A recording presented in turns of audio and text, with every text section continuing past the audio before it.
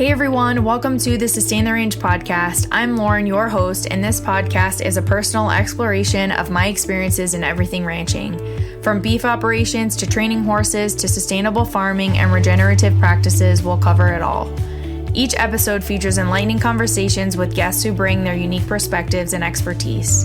Whether they're seasoned ranchers or first-generation farmers, we all share a common bond and deep appreciation for the land and the livestock we raise. Tune in each week for engaging discussions, inspiring stories, and practical insights from the ranching community, and let's embark on this incredible journey together.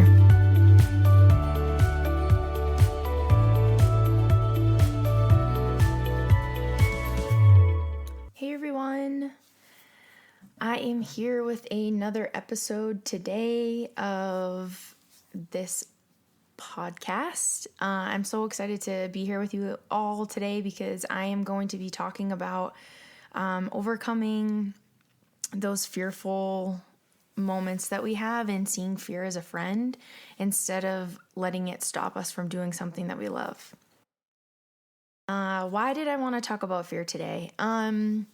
Fear has been coming up a lot for me lately, whether it's been fear in life, whether it's been fear working with my horse, or thinking about the past experiences that I've had that I've let fear get the best of me. And before I really go into all of it, I just want to say that fear is a good thing.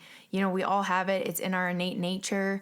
It helped us long ago to have fear to run away from that saber-toothed tiger, as I'm sure you've all heard that example before. But now we live in such a different society where we're not running from saber-toothed tigers anymore. We are inundated with so many other things in our lives, whether it's job, work, relationships, and things that we want out of our life. And fear can come in a whole set of ways. If you've had bad experiences in the past, which everybody on listening to this, I'm sure has, if you had traumatic experiences, you know, a lot of those things that we go through in life, fear can come up in them, and fear comes up in the moment, and fear comes up, 10, 20, maybe 30 years later. So I really wanted to talk about fear today and bring it back to me personally because I've been dealing with a lot of fear lately. I've been dealing with a lot of uncertainty in my life. I've been, really praying to God to help me through these really tough times that I'm going through. And I think, I'm not sure if I had mentioned on the last podcast, but I had gotten laid off from my job a few months ago, and there's been a time now where it's been really uncertain about trying to find another position and all the uncertainty of that, and financially, and thinking about future, and really having a chance to think about what it is that I want to do and what I want to create in my own life. And I've had some great job prospects so far, which is awesome, and I'm just moving through it, but every day the fear comes up in me of, oh my gosh, how am I going to be saving for my future dreams, or, different things like that we've all experienced fear, I'm sure, every day in life. I mentioned in my previous episode that I lost my mom. She was one of my best friends. I lost her about 12 years ago now, and it completely changed my entire life. And I have a lot of fear and trauma around losing someone that I love. It was very unexpected. She died of cancer. She was sick, and 9 days later, she was in the hospital and she was gone. And it was a very traumatic experience in the hospital, and I think that I will save that for another episode, just because I'd love to kind of talk to you all more in detail about that. For those of you who have lost loved ones, and especially parents or parent-like figures that your whole world just completely turns upside down. And so I've really had to manage my anxiety and my fear responses when I feel like my mind gets the best of me, or I start worrying about something else, something happening to one of my family members. So my brother, I have a younger brother, or something happening to my dad. And one of the things I really wanted to kind of talk about an example today is bringing it back to horses. I learned so much from horses every single day, and they have taught me to overcome fear more than I could have imagined. And when I say overcoming fear, and I should really say instead of overcoming fear, because I don't think that we can ever overcome fear completely. I know that there are certain things we can do, like overcoming our fear of spiders, or, overcoming our fear of certain things that have happened, traumatic experiences. And I do believe that that's possible. But I also think that we can be kind to ourselves and realize that sometimes those fears might never go away. But how can we work with them? How can we navigate them on a day-to-day when they do come up for us? For me, I know I struggle a lot with the fear of the unknown, and I have to lean on my faith and lean on God in those moments and trust that He has a plan for me. When I feel really fearful about the uncertainty of life, or uncertainty of relationship or job or living, where I'm going to live, or if I'm in a state of transition, I really have to lean on God. But if we can start looking at fear as a friend and not the enemy, I think that that's something that we can start inviting into our lives more. And instead of being afraid when those fearful thoughts come up, how do we move through it? So one of the examples that I want to give is even when I've talked about, working with some wild Mustangs in the past, and getting into that round pen with the wild Mustang for the first time is pretty scary. You don't know what you're going to get. You don't know how they're going to react. And having that courage to get in there, despite the fear, I think is something that we all have in us, whether you're working with a horse, or whether you are applying for a job, whether you are, asking for a raise, whether you are asking someone out, whether you are telling someone that you love them for the first time and you're afraid, to be rejected. I think that's something we all have inside of us. And I really want to talk about how we can move through those moments where we still go and do the thing anyways, but don't let fear stop us. So when working with the wild Mustangs, in the past, it's something that I really wanted to do. I love horses. I wanted to learn how to train wild ones. And mainly for me, I was doing it for the horse because they mean a lot to me and they've changed my life. And the horses that we were training, I wanted to give them the best training possible, however I could, so that they could be adopted out to a good home and not end up back in a holding facility or not end up in the slaughterhouse. So when I had my why, and that's one of the things that I really want to talk about, is when you have that fear of something, but you really want to do it anyway, you have a strong why behind it. Why am I doing this? Why does it mean so much to me? Identifying your why, first and foremost, is such a huge part of this. Because when you have that solid reason behind why you're doing it, it's a little bit easier to move through the fear, even if you're scared shitless, excuse my language. Even if you are so afraid that something terrible is going to happen, how do you move through those moments when you just want to stop and not do it? And then you start to come back to, well, wait, why am I doing this? And what's in it for me? What's in it for the person or the animal that I'm working with? So identifying when those fearful moments come up, okay, why am I doing this in the first place? Secondly, why deceptive at times? Our fear could be completely irrational, and not that that's a bad thing. We just have to work with that irrational fear. So whether you are afraid, so for instance, I will give the example, going back to the horse. There's a lot of times when I work with the horse, or even when I ride, that I'm really afraid that I'm going to get hurt, or that I'm going to get bucked off and get real hurt. And I've had to carry that with me for a long time. But I'm still stepping in the round pen, and I'm still getting on different horses, and I'm getting on my own horse more so now because I'm able to have more time with her to train at this point in my life. And I still have to get on because one, my horse deserves my time. Two, I want to build a better relationship with her. And three, I love it. I love it so much. Because I know that when I do get on for a ride, or when I am working with her, whether it's riding or whether it's doing groundwork, I still am having the time of my life. And I really want to try to bring this back for you all, because sometimes it can be hard for me to explain, and I'm sure for other people too. You might have felt this way. Somebody asks, well, how do you move through the fear?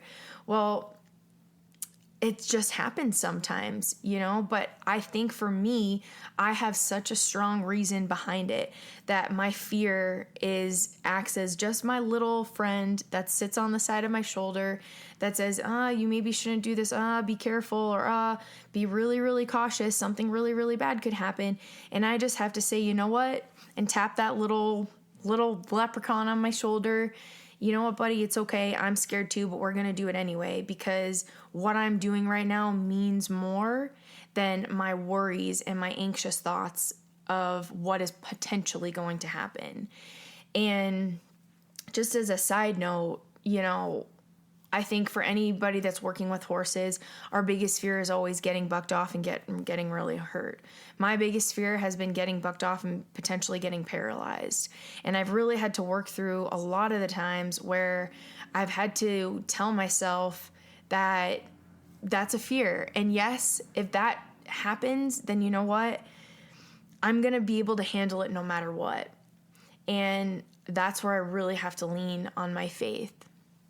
And two, just because I get bucked off or just because something might go wrong doesn't mean it's going to be fatal.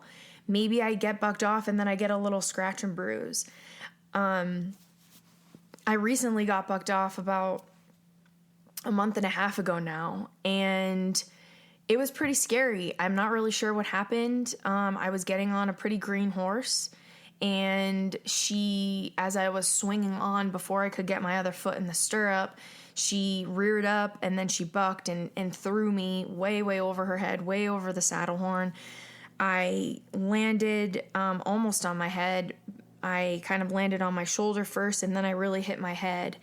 And it was pretty bad. It could have been a lot worse, but I was out for a solid 4 weeks and then I didn't even ride for another month and a half, almost 2 months. I had a concussion, had a lot of bruising, was super, super sore. And I remember a lot of people asking me, after that happened, oh, are you going to stop training horses, or are you going to stop working with horses? And I said, no, I didn't. And I didn't feel like I wanted to, because they are such a huge part of my life that coming off like that, I know that my body can heal. And I understand, that there's some pretty fatal accidents, especially in the horse world. So I am not trying to, sit here and say that anytime you come off a horse, it's going to be great and it's going to be fine and you're going to heal up and everything's going to be dandy. No, there's some really serious things that can happen. It's a really dangerous sport. But for me at this moment in time, I had really been having a fear of getting bucked off before. And it's really interesting how sometimes we can kind of call things into our environment. And I do think that maybe one of the reasons why I did get bucked off is because I was a little nervous, and I had been thinking at the time there was a few people around me who had really gotten hurt with horse accidents, and it was a span of 4 weeks or something where I had heard of 3 or 4 people getting really seriously injured, and it really brought up a lot of fear in me. Oh gosh, that might happen to me. And as I looked at these different people, and watch them go through a healing process, it made me feel better. However, when I did get bucked off, it was almost like it was for me, okay, it happened. Yeah, it really sucked. I did not like going to the emergency room. I did not like, being sore. My concussion was pretty bad. And I have really had to heal and take the time to heal. But what it allowed me to do is have more confidence in myself and in my own body that I'm going to heal, and really lean on my faith at that time too, and know that God's plan was all working for me at the time, as it always is. So I think when we kind of go through some of those experiences, we can build some confidence from them. And just talking about this one instance, the next time that I do come off, if I do, we, as horse people, we never want to come off, but we know that the inevitable might happen, and that it's going to be okay, and no matter what happens. But the worst thing that we can do is, one, let the fear stop us from doing something that we love, and two, carrying around that fear so much every day that it completely overtakes your mind, it overtakes your body, and you're not even fully present. So I have really tried to work a lot at managing my mind and managing my emotions, and I am nowhere near great at it. I'm working on it every day, but I've really tried to just manage my emotions around this. And when I do swing on, and the first time I swung on after that accident that I had, it was pretty scary. But for me, when I move through things quickly, it kind of helps. So, and before I kind of get into this example, I first want to say, that we also have to listen to our intuition, and especially if you're working with animals, listening to that intuition. If you don't feel ready to get on, or you don't feel your horse is ready to get on, listen to that gut feeling and listen to that intuition. There's no need to ever push yourself beyond what you feel your limits are, or beyond what you feel is comfortable at the moment. So you have to find that really fine line of, is it the fear that's stopping me from swinging on? Or am I just kind of at that point where, it's a little uncomfortable, I'm a little afraid, my horse seems okay, I am scared, but what do I have in my pocket to know that I'm going to be okay? So for instance, my horse, I've ridden her a ton of times. We've taken her out backcountry. She's a really solid horse, and she's still young. We still have a lot of training to do, but I know her and I trust her. So that first time that I swung on, I was not only putting my trust in my horse, but I was putting the trust in me that no matter what she does, because she's still an animal at the end of the day, and she still has a flight or fight mode, and no matter what she does, I can handle it, because I am trusting myself and I am trusting her. And I think that when we bring that confidence, especially to our horses, it can really change the game.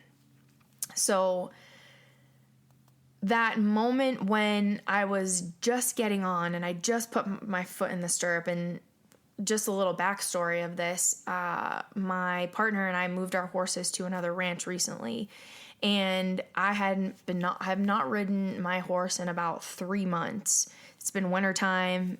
She's been sitting a lot. I've worked with her a lot, a little bit with groundwork here and there.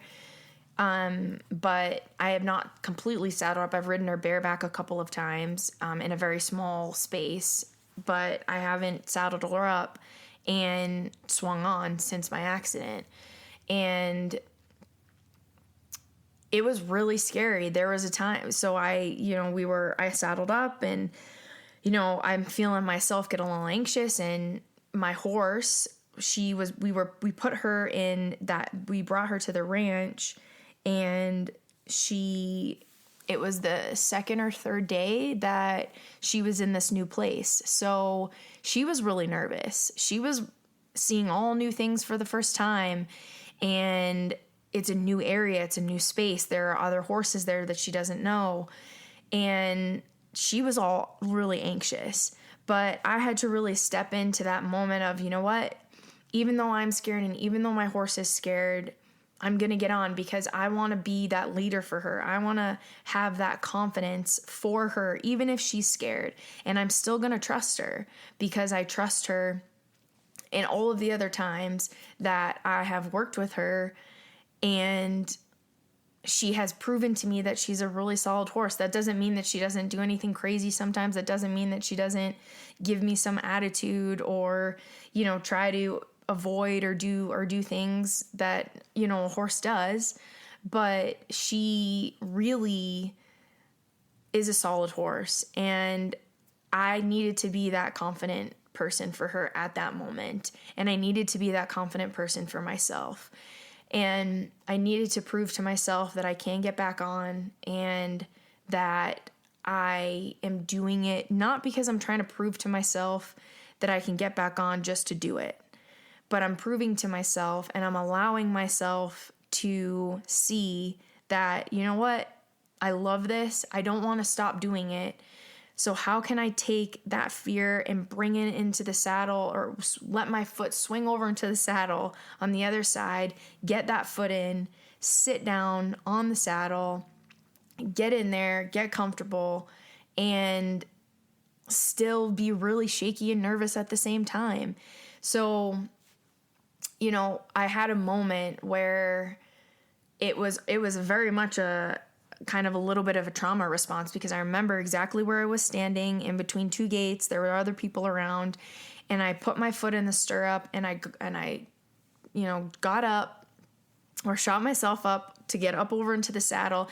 And about the midpoint, I felt this huge wave of like, oh my gosh, because the last time I did that, the horse reared and bucked and threw me at that very moment, right before I could get my foot in the stirrup.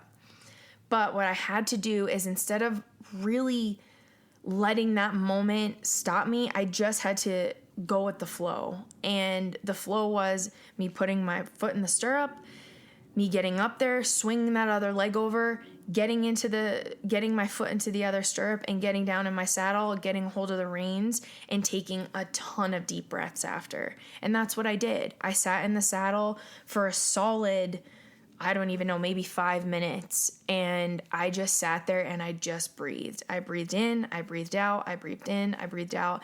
And I really tried to calm my nervous system. I tried to calm my brain because it was a really scary moment for me. And at the same time, I'm also trying to manage my horse's anxiety because she hasn't been ridden in a while and it's a new place. But I know that she can handle it and I know that I can trust her. So I think that kind of example that I'm giving is how can we move through those fearful moments where we just put our foot in one stirrup and swing on and put our foot in the other stirrup to get where we want to go and to do something that we love rather than only putting one foot in the stirrup and getting almost up there and then midway getting down and letting that fear stop us. How do we move through it? And for me, a kind of another example that I'm still working with, and as I was kind of prepping for this podcast, I was thinking, it just randomly popped into my brain about the time when I was younger and my family had taken us up to the White Mountains in New Hampshire. And we had hiked up to this really, really cool waterfall. And there was a lot of people around. There were, just a ton of families, a ton of kids. And there was a super, super, really a pretty, I don't even know, maybe 15, 20 foot high waterfall. And there were kids going down it. And it was a very cool little water slide. So you kind of walked like way, way up past the waterfall. And then you could get in the water and you could slide down some rocks and go through some little alleyways where the stream was flowing. And they almost create like these little water slides in the rocks because of the water. For the water pressure over time, it digs into the rock. So it was really, really fun. And then you kind of came to a point where you could either stop or you could let yourself go, and then you would catch that waterfall and you'd fall off and, go off the cliff and into this huge pool below you. And I remember going up there, and my family, my mom, my dad, my brother, we were all there. My brother was way too young at the time. And I think that from what I can remember, I was probably about 8 or 9 at the time. I could have been maybe 7 years old, possibly, but I was around that age. And I remember going all along the slides a little bit, and my parents kept saying, go, go, go. And there were kids going off the waterfall, one after the other. And not to say that it was a really safe thing, but it was, and it probably wasn't that high, actually. It might have not been super high, but it was a pretty good drop. We'll just say that. And I remember seeing all these kids going off of it, and it looked so fun, and they all, they went into the water, or went off the rock and dropped into the pond and were swimming and having such a great time. And I just remember standing there and watching them all and being like, wow, that just looks like so much fun. So I kind of walked back to where you would get into the water and kind of go down the slides, and I went down the slides, and then when I got to the point of the waterfall, I kind of put my feet out, all four, my hands and then my feet, and I stopped. And I remember feeling the water rushing on my back and kind of hitting me, and that pressure. And my mom and my dad were both like, go, go, go, go, go, and then there was other kids, yelling, screaming, come on, you can do it. Just let go, just let go. And I stopped, and I pulled myself out. I felt so scared at the time, and I didn't know why.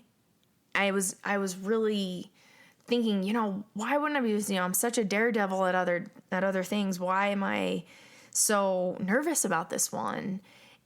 But what I most remember is all of the people cheering me on and telling me to go. And then there was something inside of me that said, nope, nope, nope, nope. And I bring that example up because there are so many times when I think we really have to listen to that intuition. So going back to, what I said earlier about making sure that you're listening to that intuition. And if there's something that's really telling you no, then you got to listen to that. I never did go down the waterfall. I tried 2 or 3 other times, and I never went down. And I remember, so this is 20 years later now. Or, sorry, if I was 7, it's about 30 years later. But that image always sticks with me. And I think about it often, every so often, because it was a time where, one, I felt like I had, if you were looking from the outside in, it looked like I was really scared to go down, and that I didn't do something that I knew I would probably enjoy, or knew that I probably would have fun doing.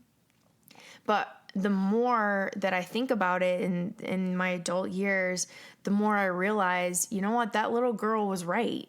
She listened to her gut. She listened to her intuition, and something told her not to go down. And I would love to do, and I will do another podcast on listening to the intuition and your gut feeling, because I think that we hear that so much in today's world. Oh, listen to your intuition, listen to your gut. But it's not that easy for some people. And I'm really working on developing mine, and I've come a long way. And there are certain scenarios that I've had pretty recently, over the last year or two, where I've really had some clear signals from my intuition and from my gut, and then some not so clear signals. And I'd love to do another podcast on kind of sharing with you guys on how I'm really developing it and continuing to strengthen it, because I think it is one of the most powerful things. So anyway, that was a little bit of a tangent, but I then think about, how can we move through those fearful moments, putting aside our gut and our intuition? So how do we differentiate from it? Well, when your gut and your intuition is telling you something, for me, I get a whole body feeling. It's a feeling in my stomach. It's just a strong pulsating emotion that just says, no, no, no, or something's not right, something's not right.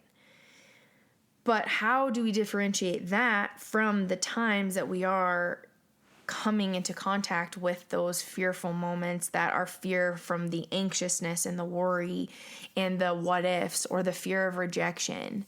So I think that one of the things that we can all do is think about yourself or something that you're really, really afraid of right now. So I will continue to use the example of my horse, because after I did get on that day, we rode out into a pasture, and one that she has never seen before. There's a bunch of cows on it, and there were other people with us, all brand new horses. They were all pretty fresh. It's springtime here, so a lot of these horses may not have been worked with a lot over the wintertime. And I was still scared, and I'm still trying to breathe while I'm riding, but I'm still a little nervous, So I want you to think about those times that or something that you're really fearful of right now. For me, my fear was getting bucked off at that time, or my horse, her name's Kwani, my horse being a little anxious and really, really fearful because it's all a new place. And oh my gosh, she might do something crazy that I've never seen her do before. So I want you to stop and really just close your eyes, take a couple deep breaths.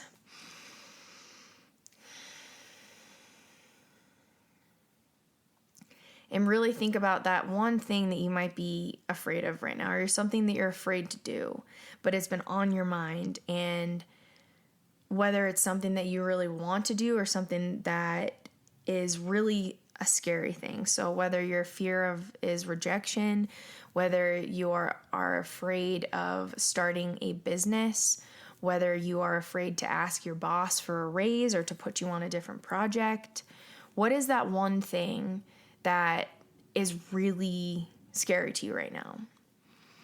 And next, I want you to think about where that fear might be coming from. Is it a fear of rejection? Is it a fear of the unknown? Oh no, if I do this, I have no idea what's going to happen after that. Or I don't know how this will change my life. Or I don't know how this might change a relationship that I have. Where is that fear coming from? And is it a very real fear? Is it a fear of, for me, a very real fear is getting bucked off and getting hurt. That's a real fear. Or is it the fear of you might be wanting to tell someone you love them for the first time, and that really high response in you that says, oh my gosh, if I tell this person that I love them and they don't say it back, I'm going to feel terrible and I'm going to feel extreme rejection. And how identify what it is for you. So after you've identified it, how can we kind of put a little mental list together? Okay, so for instance, if it's a really real fear, what are the things that I can do, or what are the bullet notes that I can have in my brain that tells me, you know what, I do have this fear. But what are the things that I can tell myself or that are factual that will help me push through this fear, because it doesn't have as much power over the thing that I really want to do? So for me, my fear of getting bucked off again, I'm not going to allow that to stop me from riding my horse. I'm not going to allow that to stop me from working with my horse, because my horse deserves that time. My horse deserves to be able to go and do fun things, because she really does enjoy it. And she really loves going on trail rides and doing things. And how can I, again, put together that list? So for one, I've ridden my horse a lot of times. I've taken her backcountry trips. No, I really didn't work with her a ton in the wintertime. But you know what? I still have to get on and have to take that first step before I let myself say, well, she hasn't really done a lot in the wintertime. I haven't ridden her a lot. I'll try tomorrow. No, I'm going to try today, because I still have to take that first step. to get on. And the other thing is that, I trust her, even though she's still young, even though we still have a lot of things to work on. I have to trust that I can handle anything that she might throw at me. And another, the fourth note would be that I have to be that confident leader. So right now, my fear is not going to be so strong where it's going to stop me from being that confident leader that I need to be for my horse. So when it comes to, so say if it's, a really real fear, for example, for my example and for my horse, or it's an example of you want to tell somebody that you love them for the first time and you're super afraid of being rejected. So what are all those things that you can have a mental note in your brain that, oh gosh, I don't want to say this to him or her because I'm really afraid that if they say they don't love me back, I will feel really rejected. Okay, well, why would you feel really rejected? Well, what does it mean if they don't say I love you back? What meaning are you attaching to it? Is it because you won't feel worthy? Is it because you won't feel good enough? Is it because it brings up a past experience where you have gotten rejected in the past? You've asked somebody out on a date and they've said no. What are those things? What are those fears that you've got there that you can work through? Okay, well, if they do say no, or they say, I'm not really sure I feel that way about you. Okay, well, how can I still believe that I am good enough to hear that from someone and not let it take me down? Where my worthiness comes from is not from somebody else saying that they love me back.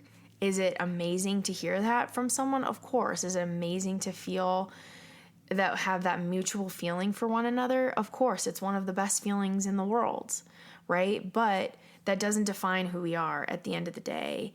So what are the things about you that you love? And what are the things about you that even if you hear a no, or even if you hear I don't really feel the same way, what are those things in your life that you really, really do love about yourself and all of the amazing things that you have going on in your life? And even if you can't think of a laundry list, think of one or two things about yourself that you really, really love and hold on to those. And even if you hear something that you don't really want to hear, you know what? The meaning that I am taking from that interaction does not define who I am. And, sometimes when I'm working with a horse, or when I'm working with my own horse and she does something that we've either gone over before, or I've taught her, or she's just not listening, why, when I attach meaning to, oh, she didn't do this right, or oh, she's nervous, she's a little herd bound to her buddy, well, she must not trust me, or she must not like me, or she must not, I'm not a good trainer for her. We convince ourselves all of these things, and no, the only thing that I'm doing is attaching a meaning to what she's doing. Where when we can step back, and especially with animals, we can say, you know what, this animal's being an animal.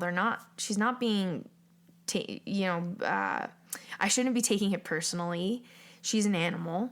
She's in a new space. She's a little unsure of things. She's only 2.5, she'll be 3 in May. She is still a baby, she's still young. So all of those things that I can think of in my mind to allow myself to not attach a meaning to it is what I can really focus on in those moments. So I think that, sometimes we let the fear stop us, and I know I've done this many, many times in my life where I don't take that first step, and I know how hard it is to take that first step when there's something that you're really nervous about, or something that you really want to see for your future. You want to build that dream life. You want to start a business, but every day you talk yourself out of it.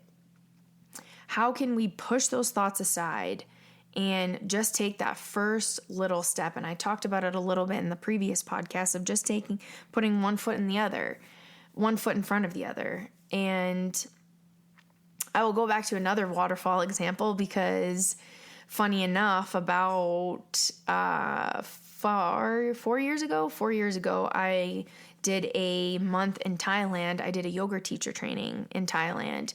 And one day when we were off, me and there was about 7 other people in the program that I was in, we all jumped in the car and we took a drive up into the jungle and did a really cool jungle hike. And the guides that were with us told us there was going to be a little bit of a cliff jump that we had to take to get back down. So we got to this point in the hike where we could either go left or right. And if we went right, it would take us all the way back down to where we started. If we took a left, it would bring us kind of up the mountain a little bit more.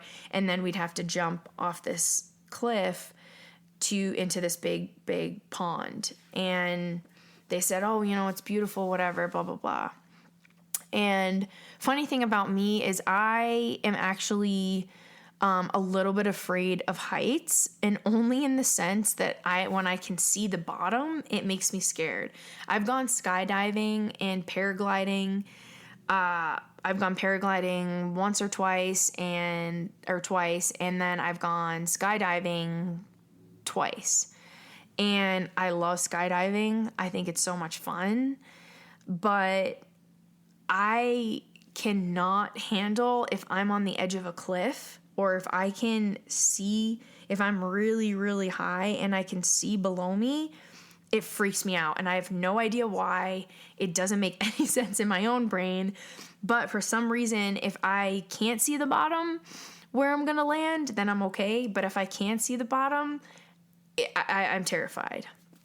So anyways, we all decided to take a left and we go up this big, big mountain. It took us another almost 2 hours to get up there. And then we come to this opening and oh my gosh, it was beautiful. There's all of these rocks, the water, the sky, no clouds in it. There's all of these jungle trees. We saw monkeys on the way up. Saw huge, huge spiders, which was kind of terrifying because they were the size of a large mirror or something. They were huge. And gosh, it was amazing. It was so, so beautiful. And we were so high up that you could see all of the other mountains, in the distance. And it was just beautiful. So as we're getting closer to the edge, I'm starting to, say to people, oh, whoa, we're pretty high up, and we're walking, and finally we kind of get to the edge, and I look down to the edge, and it's a completely dead drop. So you looked over into the when you finally got to the edge, it was just a straight drop, and it was really, really high, probably 30 feet high, maybe even a little bit higher. So I start freaking out, and I'm like, oh my gosh. And it brought me back to the time in New Hampshire when I was on that waterfall, and I was like, oh my gosh, I don't know if I can do this. But then it's going to be almost a 3-hour hike down. It was about 3:00 at that time. So I had to take my time, and I had to watch everybody else jump off first. And so there's one person that's going, and all of my friends in my program are looking back at me, you want to go, because they knew how nervous I was. And there was kind of this little part, if you step down a couple of rocks, where it would get you a little bit closer to the bottom, but you pretty much had to hang on. There was only enough ledge for both your feet, and you kind of had to hang on to the sides of the rock with your fingers. But it made me feel better because it was a little bit, it wasn't as high. And the only thing about that part, though, was that you had to really kind of launch yourself away from the rock, because if you look down, the rock kind of protruded out a little bit below. And if you didn't launch yourself far enough away from the rock, you were going to hit it on the way down. So this is kind of one of my worst nightmares. And the guides did not kindly let us know how big of a waterfall it was. However, we were there and I was in this scenario. I didn't want to hike all the way back down. I didn't want everybody else to wait for me for 3 hours. So, I watched everybody else go off, and even though it doesn't sound safe, it was relatively okay. It wasn't completely treacherous where it was like, oh yeah, you might die. Yeah, you could have maybe, but it wasn't so bad where it was just completely insane if you were to jump off of it. There was a lot of people that did it, and it was okay. And again, not to say that just because everybody did it that you should do it. However, I felt enough confidence in me that I could kind of throw myself off of the cliff and get down in a safe manner. So I see another friend go off and another friend jump off, and they're all great. They're all swimming below me and they're all trying to cheer me on. Come on, come on, come on. And I start having an absolute panic attack. I feel like I couldn't breathe. I'm like, oh my gosh, what am I going to do? I can't do this. I can't do this. And then one of the guides ended up kind of climbing one of the rocks and made his way back to me up to the top somehow. I have no idea. And he was like, come on, we got to go. And you can do this. You can do this. And I was so afraid at this moment, but there was a part of me that said, if you don't do this, you might really regret it. And you're going to have to walk 3.5 hours on the way down. And I really didn't want to do that. But it was at that moment where, even though it wasn't this intuition that was saying, don't do it, it was this, oh my gosh, my fear mode kicked in. And oh my gosh, what if something really bad happens? And I might be a little bit of a daredevil at times. As I've gotten older, I'm not so much anymore. I wouldn't do that for fun, having to go back there again. But I just remember hanging onto that rock and being so afraid, but just having to tell myself, you know what? We've just got to jump. And whatever happens, happens. And I just remember looking up over those mountains and taking really big, deep, deep breaths and saying, okay, I've got this. And you just got to push I went through my brain of how I was going to push my hands at the same time away from the rock. How I was going to, kind of have my feet in a certain position to really push myself off of the rock. And, the guides kind of standing near me and kind of helping me through all of it too. And I remember they counted to 3 once and I didn't jump, and then they counted to 3 again and I didn't jump. I had to take a few. This was probably about a half an hour to try to get me off this thing because I was so nervous. So the very, very last time, I just remember being like, okay, you've just got to do it. Like you can't let this stop you now. And I think sometimes when we put ourselves in the position of having to do it or having one or two options, you either do it or you don't. Or sometimes putting ourselves in the position of, I've got to do it. I have no other choice. And I'm not telling anybody to go and jump off a 30-foot waterfall in Thailand to prove to yourself that you can do it, or to put yourself in a situation to jump off a cliff that's potentially dangerous, could kill you just for you to feel confident. No, I'm not saying that at all. What I am saying is that I think if sometimes we put ourselves in a place where we don't have another out, or, you know what, I set my deadline to start this business, or I set my deadline to leave work because I am miserable at my job, and I set this date and there's no looking back after that. And I'm going to leave, and I am going to trust that I will figure out any next steps, and I am going to trust that what's ever going to happen for me will happen, and that life's working out for the best for me, and that God has a plan here. And I think that can be, I know sometimes I work really good in those sort of moments because I don't have that option to not do it.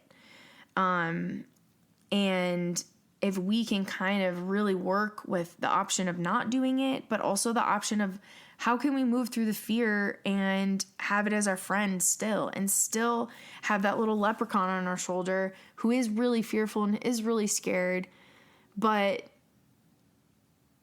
allow ourselves to make sure that we are still doing it and we're not letting it stop our lives, and not allowing it to be so big that we don't follow through on our dreams or don't follow through on something that we're really, really passionate about, or an experience that will be forever a memory.